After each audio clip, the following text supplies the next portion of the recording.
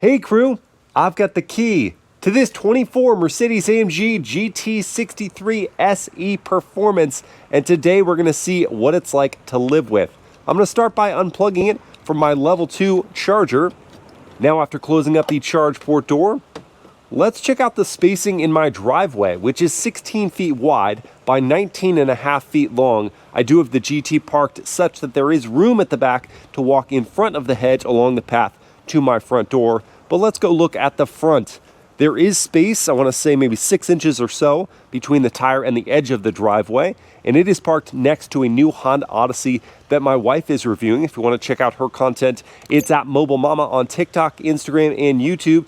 She's got that one parked right there at the edge. Actually, the back tire is over by about an inch, and that leaves plenty of space to walk between the vehicles. It does help that the door mirrors do fold in on the GT. We were able to wheel our double stroller through for our kiddos as well, and the nose of the GT isn't even all the way up at the front of the driveway. When first hopping inside with the key fob in my pocket, I could put my hand on any door handle that will unlock all 4 doors and unfold those door mirrors. This is one defined notch of door opening space, and I think that would be a little tight to have an easy entry to the car. So we'll go 2 notches, and that is going to be plenty of room. I still haven't touched the Odyssey, thankfully. And getting inside, the car isn't too low, so we don't have to crouch all that much. Closing up that door. Hello, cabin crew. Thanks for joining for this day in the life in the AMG GT63 SE Performance. And I want to focus on that E Performance part in this video because I want to see if the electrified version of this V8 super-powered 4-door coupe makes it easier or more challenging to live with. I'll begin by showing you where I would stick the items I bring with me every day, like my smartphone, which can go inside the console on top of the wireless charging pad. There isn't a whole lot of other room inside here, so I just have my sunglasses, and it is felt lined, so I'm not worried about scratching up those lenses. Wallet can kind of go on top of the phone, I suppose. Key fob can go here inside one of the cup holders, and then I can close that up and admire the gloss carbon fiber. Then my large water bottle at 32 ounces does fit inside the door pocket, but there wasn't room behind for my GoPro accessories, so I had to stick those inside the glove box. So I think the way they've used the somewhat limited space inside this cabin is pretty well done. Now let's fire it up.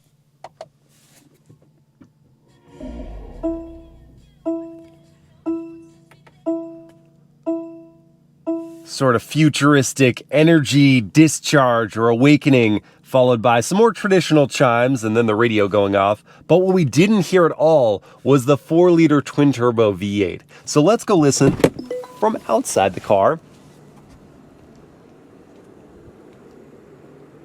to silence, or the bird cawing.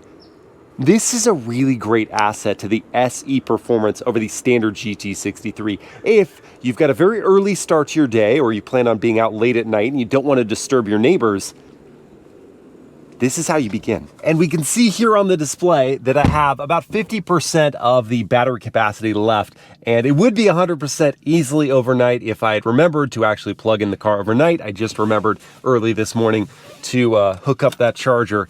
And that's going to give us about 5 to 7 miles of electric-only range. To go, I have to pull in and down on the gear selector. That's going to automatically disengage the parking brake. And though you see here that I do have curb ramps to help with the gutter at the front of my driveway, they're not really necessary in the 63S because it's not that low of a vehicle. And I'm easily going to clear the trash cans here on trash day, thanks to the rear wheel steering system. And it's not just that you get to start the E Performance silently, you get to make your whole way out of your neighborhood without ever turning on that V8. As long as you're in the comfort drive mode, as long as you've got charge in the battery, all you're gonna hear, or anyone else will hear, is a low artificial noise, at least until you go into sport mode. Then the V8 turns on, but it does so without really being all that obtrusive, and I couldn't tell at all. Now on my way to get my cup of coffee, let's iron out some important around town details straight away. Things like the turn signal sound, which at first isn't so bad, but if you're sitting in a light for a while, the more acute tapping noise does become an irritant. And now, what about the turning radius? We saw it briefly getting out of my driveway, but here, wheel cranked. Delightful. Such a tight turning circle. Moving on to the sound of the horn. Let's say someone cuts me off and I really need to make them hear about it. What are they going to hear? Yes, exasperation. This horn has had enough of your shenanigans. And you know what really helps with relieving exasperation beyond expressing it via horn? A massage. And the GT63 SE has a darn good one here. Lots of different options and all of them doing their darndest to put you at ease. In addition to the adjusting side bolsters in this car. So they come in as opposing bolsters to keep you in place as you take a corner so you don't slosh in the seat. But they come in even if you're not aggressively turning, so it's like those are massaging you at all times, even if you don't have it going here. And whether it's a hot day or a cold day, you've got the heating and the ventilation of your seats. It's a pretty nice way to get around. And the seats themselves are so comfortable. The shape of them, the padding, all the adjustments I can make to these and to the tilt and telescope of this wheel.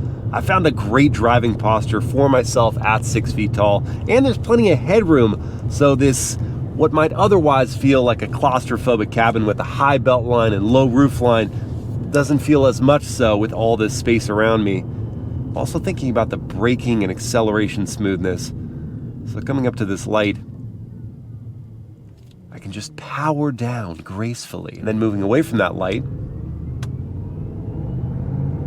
I hear that gas engine, didn't feel it, nor did I feel those gear changes from the 9-speed auto, and I just get up to speed quickly. There is one thing that does disrupt the tranquility of a drive in this car, and that is the sound of bumps. You're thinking, sound of bumps, that's bizarre. Well, yeah, because the compliance over those bumps is excellent from this adaptive air suspension, but when you go over a harsher impact, it penetrates the airwaves inside the cabin, and so you're chilling and you're thinking, oh, this is a nice ride, but then you hear it and it's like, oh, it's jarring. And it's sort of a mixture of tire noise, as I'm hearing reverberate inside the cabin, and just a general lack of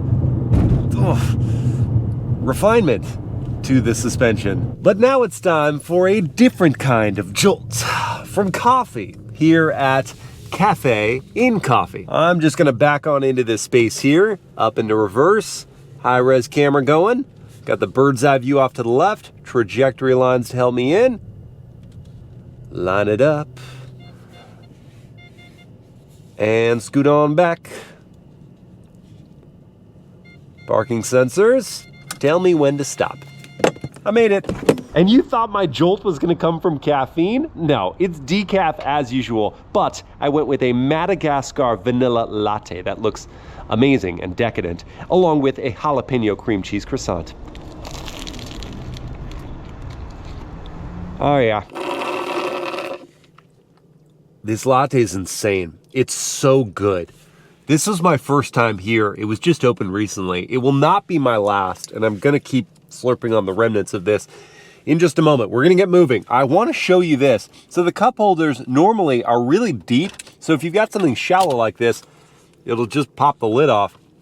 But they thought of a solution here. If you put this insert in the cup holder, then it actually raises up the cup, so that's not a problem, and it doesn't go all over the place. Well done, Mercedes. Onward. I am going to meet Mobile Mamacita for lunch, and that's going to put me on the highway for a little while. We can see about things like passing power in the SE Performance. 2 clicks of the dial to Sport Plus. Put my foot down. Okay. And accelerate hastily. You spot a gap. You move over. Another gap. Another burst of acceleration. And you can slice and dice your way through traffic effortlessly and enthusiastically. I didn't even need to get off the highway. I just did to be able to accelerate like that again. All right, backing off of my lunacy into the comfort drive mode, rejoining the highway and quieting up for a sec to listen to the cabin volume at these speeds. I will say there's very little wind noise.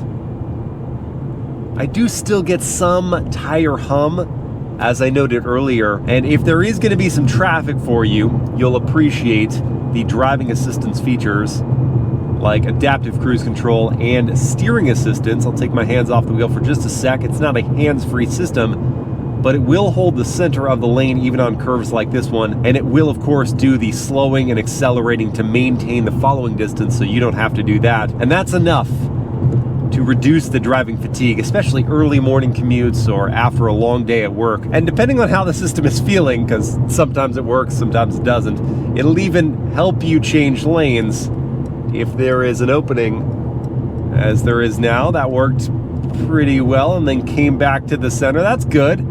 All these just trying to help you relax on your commute. And while you're relaxing, you can enjoy the Burmester high-end sound system via the wireless Apple CarPlay on this highly responsive screen. Get that queued up. Tune's going. And there is a physical volume adjustment here. I like that, in addition to the one that's touch sensitive on the screen, or on the wheel rather. It's about 2/3 volume.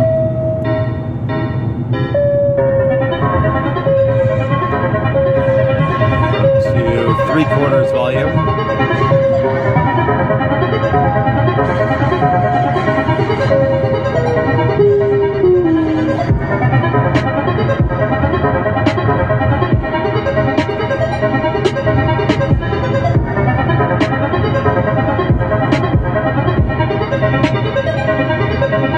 Well, it is certainly effective at canceling out all the other road noise around me. It's not the highest wattage of systems I've experienced in cars at this price point, but the clarity was terrific. It could use a little more bass. Might need to crank that up in the settings on the screen. Great sound system though. And I finally made it to Pacific Catch. Boy, never been here before. It's a joke, I'm here all the time. Mobile Mama. Fancy meeting you here. Well, we usually meet here. We do, I know, I made that joke already. We come here a lot. Yeah. Are we gonna try something different today? No. No, same old, same old. Well, I don't know. Maybe we're adventurous. No, we're not. We don't do adventure. Although I did try a new coffee spot today, and I'm gonna take you there. It's so good. Without me? Yeah, I'm gonna take you there. When? I'm guinea pigging. Today? Okay, all right. What's it So called? this has gone the wrong way. What is it I thought this was called? gonna go like, oh, What you're is so it called? It's called Cafe Inn, and I kept saying Cafe Inn Coffee. It's just called Cafe Inn. They're coffee roasters, but it's called Where? Cafe. It's in Tustin. Can't just enjoy lunch? No? Lunch is over. You bailed out on me on lunch. I wanted to be alone. Yeah, you did. I'm not gonna let you bail out though on giving me your impressions of the cabin and then helping me install car seats. So here we are in the back. And you think, It's tight. I don't like it. that's your first? It is tight. The foot pockets are pretty tight, so you can't stretch the legs out. And so the knee angle is really high. This wouldn't be great for a long time. No. Your legs would go dead. I do like the carbon fiber. Yes, yeah, that's very That's nice. nice. What's behind there? Ooh, heated and cooled Heated cup and cooled holders. cup holders, and 2 sizes. We got a Okay. big one and a little one. And then 4 zones of climate control. So we've Deep got center good stuff console here. Ooh, that is Some USBs. real deep. Wow, I didn't expect Oh. that. And this is like the executive seating setup. So we've got the full console here. And seat heating, no ventilation, Okay. no massage. Yeah. There's a sunshade when I open that up. And the suede headliner's nice.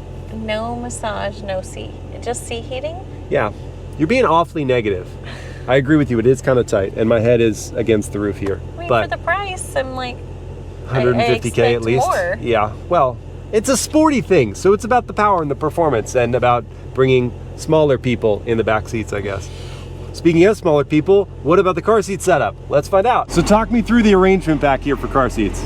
you have your 2 sets of lower latch anchors and a tether on each seat, but you do have to unzip that leather piece and I get kind of to like it though, lower the more I latch think anchor. about it, right? Like, cause Yeah, it it's looks real fancy when And you're these not are, gonna lose it when like these are all those, up. like, Ooh, true, like the plastic covers, covers, you gotta yeah. stick them in the door. Yeah. That's well thought out. What about the tether points though? Not. So we've got 2 of them, but the way I'm gonna get to it, I'm gonna have to take off this leather cargo cover, then work it through the top of the adjusting headrests, and then go down and then cinch it up. Yeah. Extra work. Yay. Okay, so cargo cover removed. Car seat installed. I feel pretty good about that setup now. What about the legroom though for you now with that rear facing cars? Okay, you're not touching it. You're fully stretched out. You're comfortable. And we know I am because I didn't move my seat at all. So, can we say it? Let's say it. The GT63 SE Performance is family approved. And that's good because I really need to pick up my daughter from school now. All right, you have a good day at school? Yes. Yes, and who is this? Ellie. Oh, Ellie, we're gonna take a ride. Yay. Climb on in. Ellie wants to take a ride. It's gonna be a fast ride. Sport Plus. You ready? 3, 2, 1, blast off. Yeah, Ellie loved it. Ellie loved it? Yeah. Should we do it again, Ellie? Yeah, she thinks so? Okay, 3, 2, 1. Ellie loved it. As long as Ellie loves it, that's all that matters. A singer girl. Should we get a snack? Ellie's singing. Ellie's singing? Oh, okay, Ellie, should we get a snack? Yes? What kind of snack should we get? It's kind of a hot day now. Froyo. She says Froyo? Yes. And we made it to Jogurt Froyo. Yay! Froyo in the shade. That's a good end of the day. It's a new day. I've got a new decaf iced latte, but I'm making the same mistakes I did yesterday, by which I mean I forgot once again to plug in the SE Performance at my house to charge overnight, and so I had to find a public J1772 charging station to add back in some range during the time when I was getting my latte. Now, if I was sitting here for 2 hours, I'd have a fully replenished battery, but it's only been about 30 minutes, so I'm up to 48%. That'll have to do, because I need to go. One thing I really didn't discuss yesterday was the electric driving modes in the SE Performance. I mean, I mentioned you're gonna start the vehicle up silently and you'll make your way out of your neighborhood without disturbing anyone, but I didn't talk about the fact that this doesn't really have a very large battery pack and therefore not a long all-electric range. Mercedes has only really discussed the range in the European testing cycle at like 9 miles. So here in the US, that's probably gonna translate to between 5 and 7 miles of pure electric range, which isn't anywhere close to what typical plug-in hybrid EVs are giving you, which, depending on your commute, might still be enough to get you from your house to the highway, and then at that point you can either have it be in the sport drive mode or one of the other modes that has the gas engine working to recharge the battery, or if you still had enough charge, you could just go into the battery hold mode to retain that charge for later use, maybe when you get off the highway for the remaining trip to the office. There is, of course, also a fully electric mode. When you go into this, it will make sure it doesn't engage the gas engine until you are below, I think, 23% of battery charge remaining, or if you go above 82 miles per hour, or if you do the full kickdown of acceleration, then it is going to turn on the gas engine. I've concluded that I really do wish there was more all-electric range, a bigger battery, because it gets drained so quickly that if you aren't paying attention, you'll arrive somewhere where you had planned to be a pure EV, but you won't have any battery left. You won't have any range left. The counterpoint to that is that if you are in a mode where, like battery hold or Sport Plus, where the gas engine is working to recharge the battery, it comes back on very fast. You can just kind of watch it being added. But I won't be sparing any charge for this next demonstration. It's a real world 0 to 60 test, and I've got my race box set up over here because I wasn't getting reception here. I'm gonna go into the race drive mode, hold my foot on the brake, pin the throttle, build up the revs, race start, letting go. Oh my gosh. Oh! There's 60 in 2.74 seconds. This is not a drill. It's just a thrill. And that goes for curvy roads as well. This E-Performance weighs over 5,000 pounds, but it can seriously handle itself. Thanks to the all-wheel drive system, the electronic limited slip rear differential, and as equipped, the carbon ceramic brakes. I'm thankful for those. That means I can confidently wield the over 800 horsepower, and depending on how you want to measure it, either over 800 or over 1,000 pound-feet of torque. Goodness, it just gets it all to the ground. I would definitely make some time to take the long route home from work, or at the very least, take this out on the weekends to enjoy all that is on offer. Because there's a lot of it. Some praise goes to this gearbox too. These are quick shifts. Down and up. Snappy. Oh, you see what I mean about that battery? It's already up to 85%. You just gotta drive this car like you stole it, then you'll have charge to use later. All right, let's get back to reality and practicality with a trip here to Costco. Well, as usual, my restraint was tested at Costco and I failed. So I just did a little Christmas shopping, early Christmas shopping for my kiddo. Now we have to see if this, along with all the other Costco goods, fit inside the GT 4-door. And there is some good news and bad news for this car. The good news is that it's a hatchback, so it's a nice big opening for me to load in large items, like this one.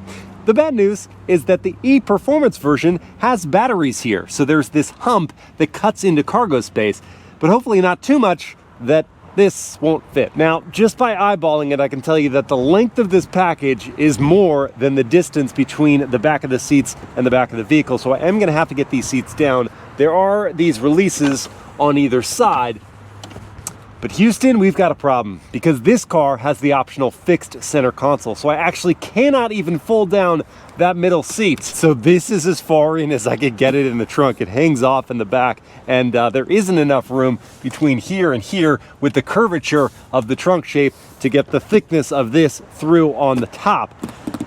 And from the side doors,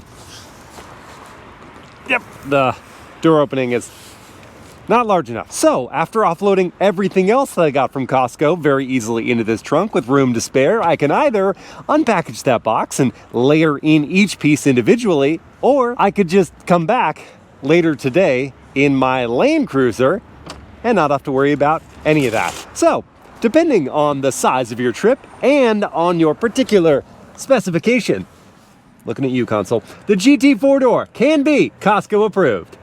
But not this one. And since I'm here, I might as well fill up this 19-gallon fuel tank. And the EPA rates the GT63 SE Performance at 14 combined MPGe when you've exhausted that battery pack. If you still have some charge, then it's about 45 MPGe equivalent.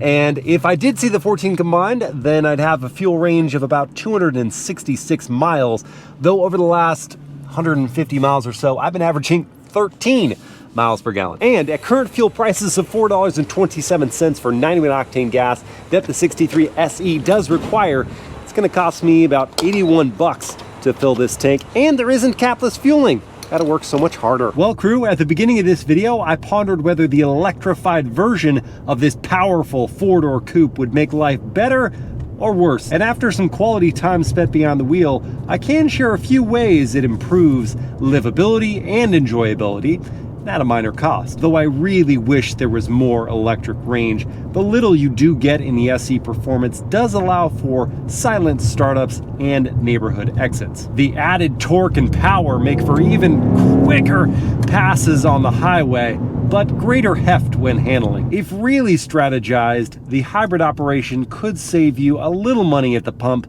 but not really enough to make a big difference. And while the hatch opening does retain convenience, the battery placement in the trunk does cut into cargo space a little bit. All told, this PHEV 4-door GT is about extra speed for extra money with a quiet nod to neighborly relations. I hope you guys have enjoyed this day in the life, and I will see you again next time.